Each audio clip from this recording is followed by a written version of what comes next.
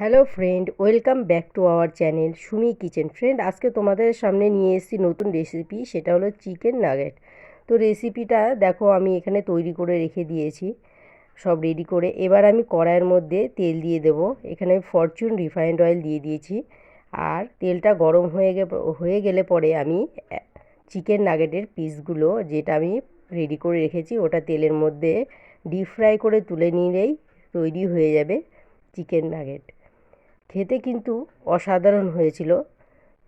আর সঙ্গে চাটনি ছিল, ধনেপাতা চাটনি আর টমেটো কেচাপ। দারুণ খেতে হয়েছিল। তোমরা বাড়িতে ট্রাই করে দেখতে পারো। বাচ্চাদের তো খুবই প্রিয়, প্রত্যেকটা বাচ্চা চেটেপুটে খাবে এই চিকেন নাগেট রেসিপিটা। আর আমার রেসিপিটা যদি তোমাদের ভালো লাগে, অবশ্যই লাইক কমেন্ট শেয়ার করবে।